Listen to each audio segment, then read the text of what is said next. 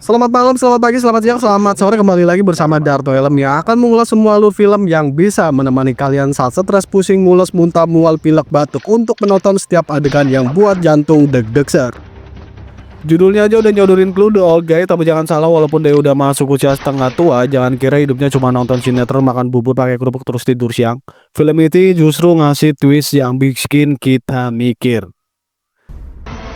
Cerita dibuka dengan seorang pria boy bernama Doni Dolin. Di awal scene kita lihat Dani lagi ke ruang dokter, ngerasa pegel-pegel di pergelangan tangan. Ini bukan habis jaga gawang ya, ternyata dia pegel karena habis ngaduk adonan roti. Nanti lo bakal ngerti kenapa saya sebut adonan roti. Dani bilang sih tangannya udah mendingan, jadi dia ngelepas pelindung lengannya sendiri. Dokternya cuma bisa manyun, "Pak Dani jangan ngelawak, jangan dulu angkat-angkat galon, apalagi angkat-angkat tabung gas."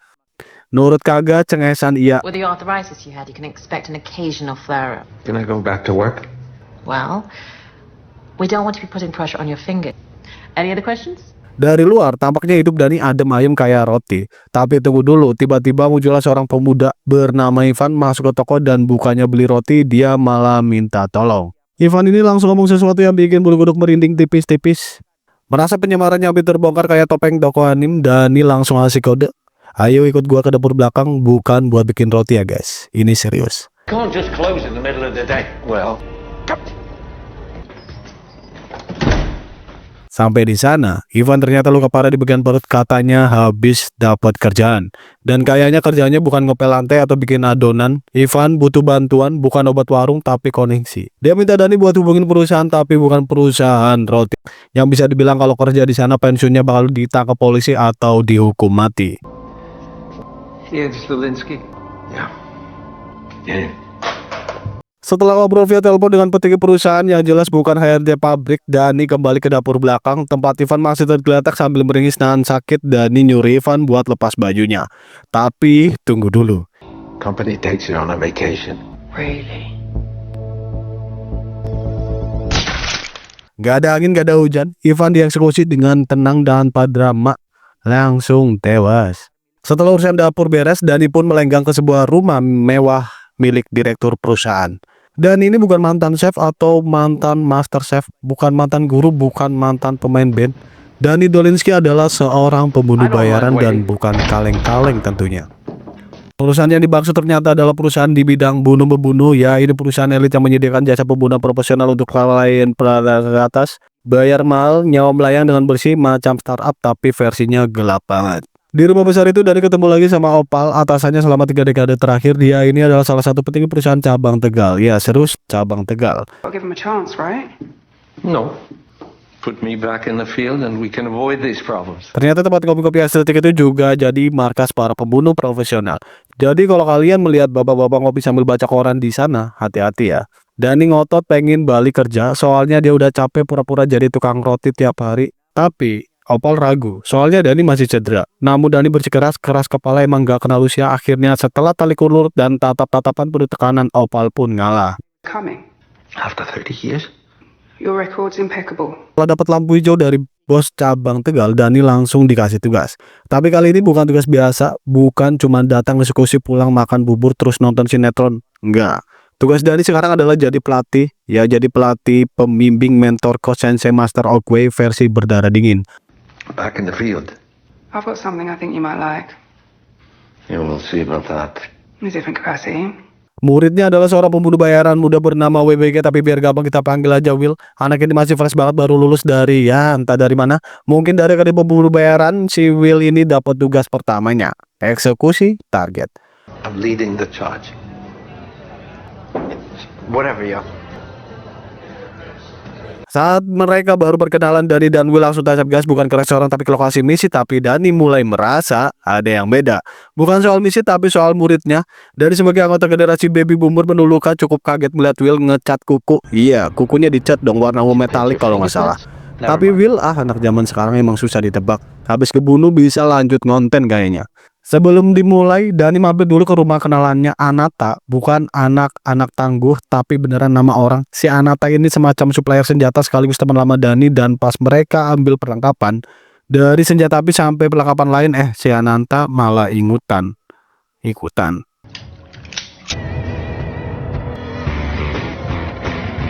Setelah semua persiapan beres, senjata udah dipegang, kutek Will udah kering, dan Anata udah update lokasi dinner. Dani dan kawan-kawan pun menemui seseorang penghubung orang. Ini tugasnya ngasih info siapa targetnya, di mana eksekusinya, dan pastinya kenapa target ini harus dihentikan. Ya standar SOP pembunuh bayaran lah ya. Gak usah jauh beda sama kurir tapi isinya nyawa. Opal thinks he's some sort of hitman prodigy, like you used to be. What? Retard?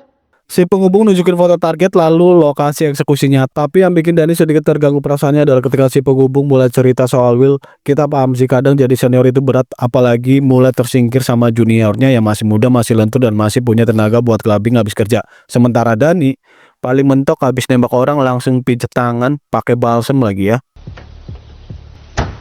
Mereka tiba di lokasi eksekusi yaitu lapangan golf.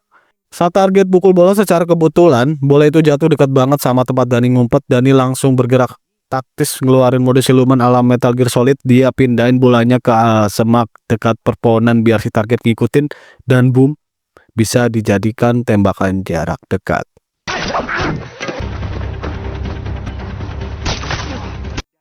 Kondisi makin terdesak, tangan cedera, posisi gaidal, dan ego mulai meledak-ledak. Nah, sekarang Dani bukan cuma gagal eksekusi, tapi juga harus berurusan dengan rasa insecure sebagai pembunuh senior yang mulai kalah saing. Apakah dia bakal terima kenyataan itu atau justru bikin comeback versi brutal? Go get him! He can't even aim! Jadi gini, setelah gagal mengeksekusi target di lapangan golf karena tangannya cenat-cenut dan targetnya ternyata aktif panjat pohon, tiba-tiba bam, Will muncul pakai kupluk warna pink lengkap dengan gaya casual ala remaja yang nyasar ke syuting film John Wick. Akhirnya mereka gak langsung pulang sambil makan martabak belum selesai ya. Mereka dapat tugas baru. Kali ini mereka harus ketemu dua tokoh penting dari perusahaan cabang London. Anton, seorang pembunuh legendaris senior yang udah 30 tahun kerja alias kembaran Dani. Anton ini adalah orang biasa dikirim kalau pekerjaan terlalu gila buat orang biasa, tapi kali ini bukan dia yang ngerjain, justru Dani yang diminta. Get out of here. Barbieri. That's a suicide mission. Awalnya Dani nolak, jelas dong. Ini bukan cuma misi tapi udah masuk ke ranah politik internal perusahaan jasa pembunuh. Apalagi ternyata target sebelumnya yang mereka bunuh di lapangan golf adalah calon pengganti direktur utama. Wah, makin jelas. Ini bukan sekedar misi, ini ada drama perebutan kekuasaan ala sinetron jam 7, tapi dibalut peluru dan pengkhianatan. Tapi seperti biasa, tekanan batin, janji lama, dan sisa ego membuat Dani akhirnya menerima juga. Target mereka ada di sebuah pulau terpencil 30 km dari daratan. So you're going via water. No one asked me and no one asked you. Dani cuma bisa melotot kayak habis denger harga ST 25.000.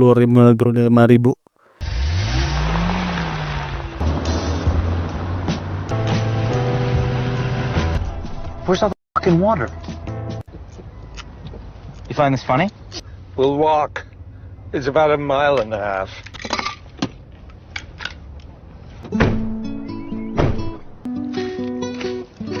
Dani udah masuk ke lokasi, senjata udah siap, target udah dalam bidikan. Tiba-tiba muncul cucunya si target, anak kecil polos, tiba-tiba nyelonong dan minta minum om.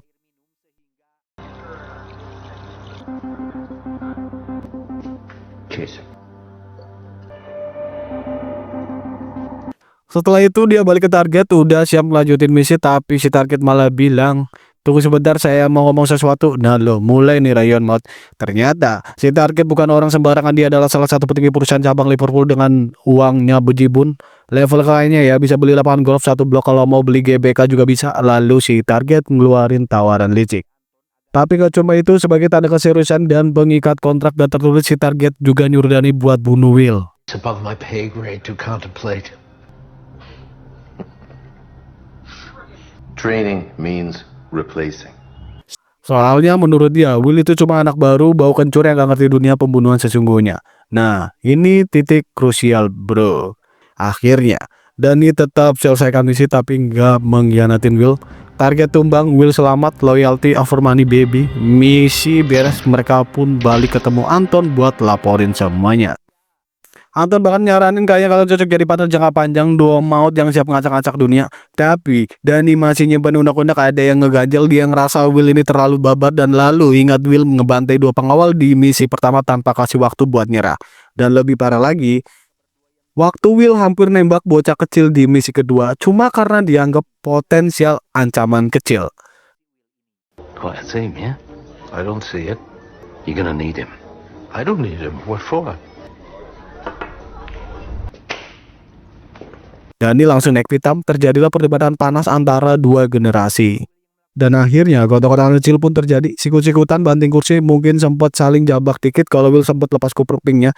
Tapi di balik petakan itu ada satu hal jelas, Dani mulai sadar dunia berubah dan mungkin dia nggak cocok lagi atau mungkin dia harus ngajarin Will cara membunuh tanpa ngebunuh dirinya sendiri sebagai manusia. It's not that complicated. Untungnya ada si Anata, si tukang senjata sekaligus tukang damai. Dengan sigap, dia langsung melerai dan nyeret Dani keluar kayak ibu-ibu nyeret anaknya dari warnet pas udah jam 11 malam. This guy.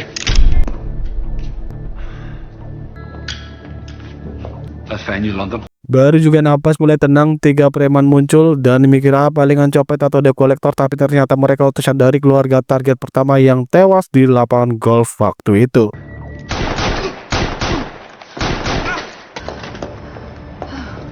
Mereka nggak asal ngamuk, mereka datang bawa dendam dan pertanyaan. Dani yang tadinya udah mulai lelah sama hidup langsung pasang mode waspada. Dendam keluarga ini gak main-main.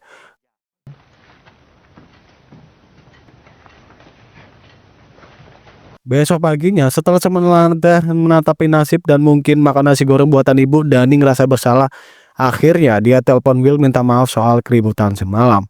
Will dengan gaya santai khas anak muda dan kabar baiknya, Will bawa info baru, misi ketiga sudah tersedia. Simon, si asisten misteri Shanton, berhasil melacak target selanjutnya. Masih dari jajaran petinggi perusahaan katanya. Grand Central Hotel. Come again? Simone found him apparently. Lokasinya Grand Central Hotel, hotel mewah bintang 7, ya bintang 7 tapi bukan obat sakit gigi. Tanpa banyak mikir, Dani langsung meluncur ke kota nyamperin Will buat mulai misi. Tapi kali ini Will pengen ambil giliran solo. Dani cuma mengangguk walau dalam hati.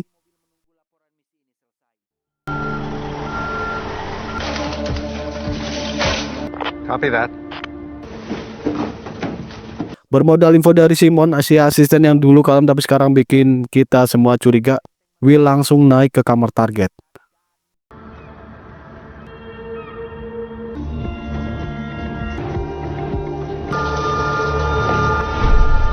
Dani yang lagi nge-scroll HP di mobil tiba-tiba ngeliat sesuatu yang gak beres. Simon bareng 2 anak buahnya bersenjata lengkap masuk hotel dan lu tahu ini bukan sekedar dia juga ikut misi. Ini sebuah jebakan. Dani buru-buru hubungin Will lewat alat komunikasi.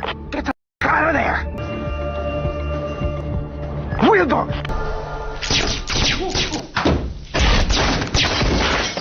Tapi ya, Simon cerdas, dia nggak langsung bunuh Will. Dia tahu Will bisa jadi umpan buat munculin Dani, si legenda hidup yang lagi nongkrong di mobil sambil nahan masuk angin. Dan benar saja rencana itu gak cuma terjadi di hotel. Simon juga udah ngutus pembunuh lain buat nyerang rumah Opal. And we lost. Akhirnya semua terbongkar, ternyata ada pihak ketiga misterius yang berniat menghancurkan seluruh sistem organisasi pembunuh bayaran dari dalam. Pemimpinnya namanya Monty. Dengan pikiran itu Dani bergegas pulang ke rumah, tujuannya jelas evakuasi ibu dan Anata, 2 orang yang tersisa dalam hidupnya yang udah porak-poranda. Tapi Simon udah duluan sampai dan ya, bukan buat ngopi bareng tapi buat ngabisin semuanya. Dalam kondisi darurat, Dani pakai apa yang ada, meja setrikaan yang dilapisi buku tebal dijadiin tameng, bukan main.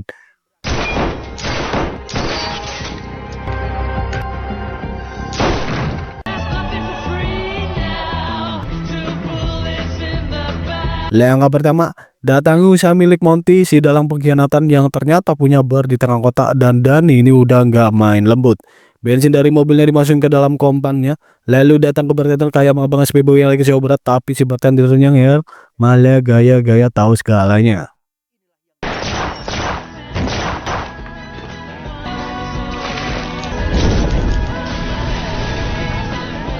Bahan bakar habis dan api menjulang tinggi dan Dani duduk manis di mobil ngamatin siapa yang bakal datang dan akhirnya muncul sosok pria misterius.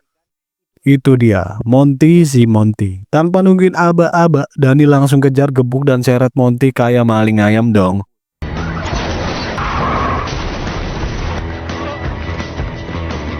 Setelah berhasil musuh ke markas penyekapan, Dani melihat Will dalam kondisi diikat, disiksa, dan dibaperin secara fisik. Tapi sebelum bisa dibebaskan, salah satu anak buah Monty malah menusuk perut Will pakai pisau. Will pun terkapal, lemes, darah keluar kayak habis nyedot es teh jumbo. Melihat rekannya sekarat, Dani langsung ngamuk, baku tembak pun tak terelakkan, peluru berseliweran, anak buah Monty nyerbu dari segala arah. Tapi ya, dan dia ambil wajan tampung peluru yang nyasar lalu dipanasin, entah niatnya mau bikin peluru rebus atau menciptakan senjata darurat.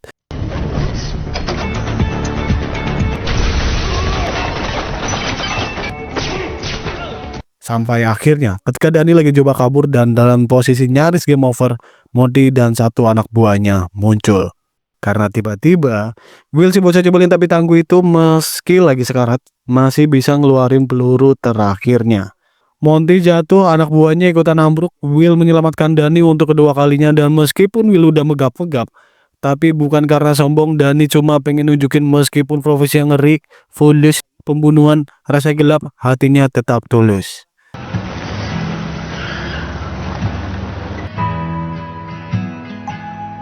Film ini bukan cuma soal aksi, tapi juga pilihan tentang setia, tentang harga diri, dan tentang tidak menjual teman demi fulus. Karena dibalik semua darah dan peluru, ternyata yang paling bahaya adalah sebuah pengkhianatan.